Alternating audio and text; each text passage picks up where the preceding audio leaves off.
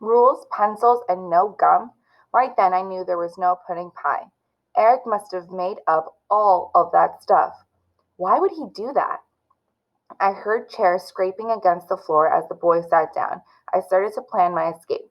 Maybe they would go to the bathroom and I could run back into the girls' bathroom. Then I could tell Miss Campbell that I was feeling sick. It seemed like a good plan. Miss Hampson said, "Remember that you are now going to read silently for 10 minutes. Absolutely no talking." 10 minutes? Maybe they would go to the bathroom after that. I heard Miss Hanson's shoes clicking on the floor. The clicking was getting louder. I thought about all the movies where I've seen a person is hiding. The person looking for them walks right by but doesn't spot them. And then everyone thinks, phew, that was close. But this wasn't a movie. The clicking was getting even louder. Miss Hanson's desk chair started to move, and then she sat in it. I can see her knees and the bottom part of her legs. Her legs were crossed. One foot on the floor and the other was swinging back and forth slowly. Every time she would swing her foot, it would get a little bit closer to my face. And then Miss Hanson kicked me right in the side of the head, and I said, "Whop." And Miss Hanson said, "What?" Then she pushed her chair away from her desk and saw me, and she said, "Ee!" I think I startled her, but she got over it pretty fast. The next thing she said, "Who are you and what are you doing under my desk?" I scrambled out from under the desk as fast as I could. I stood up. Then I tried to say, "I'm Keena Ford," but I couldn't say anything. I could feel my face getting very warm, and my eyes started to get a little bit wet, and my lips started to wobble. I heard a boy's voice say loudly,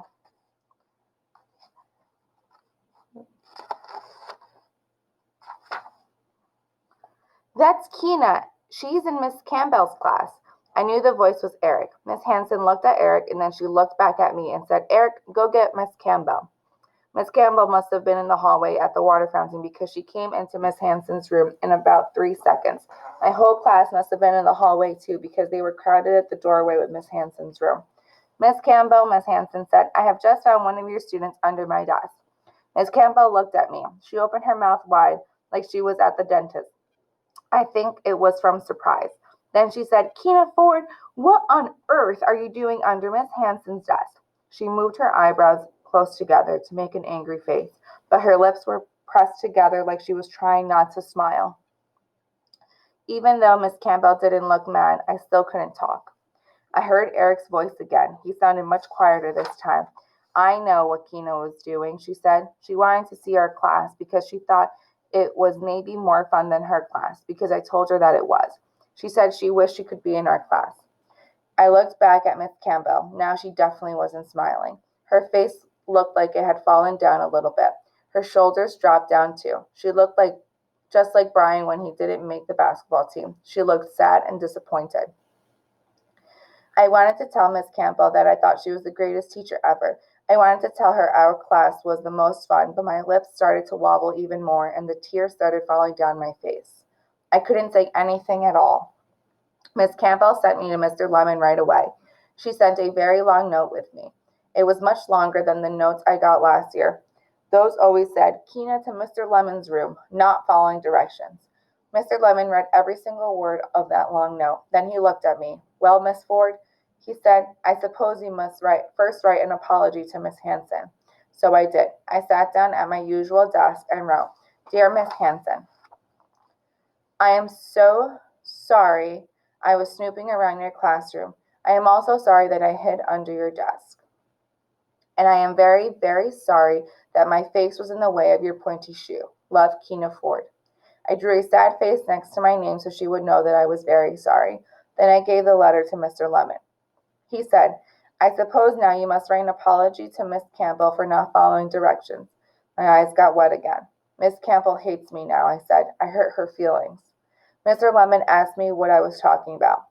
I told him how Eric said how I wished I could be in Miss Hanson's class. I said it. I told Mr. Lemon. But that's not what I meant. I just wanted to be in their class for the pudding pie. I told Mr. Lemon that I loved my class and I didn't mean to make my teacher sad.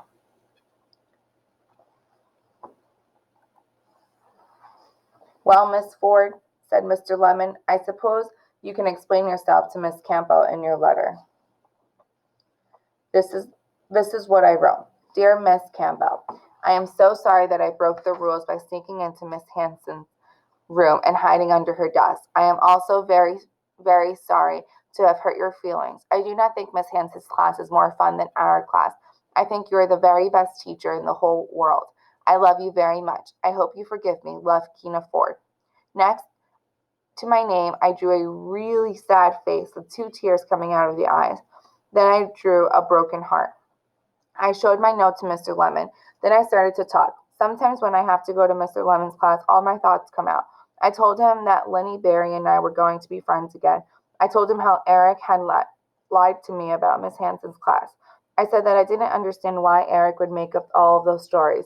Mr. Lemon said, well, Miss Ford, has anyone ever gotten to do something that you wanted to do but couldn't? I said, yes. I said, everyone can go to Lenny Barry's birthday party but me. And how did that make you feel? Mr. Lemon asked. Jealous, I told him. So how do you think Eric feels about your very exciting class and your new friendship with Lenny Barry? I only had to think of for about 3 seconds. Jealous, I said again. Then I asked Mr. Lemon if I could write one more note.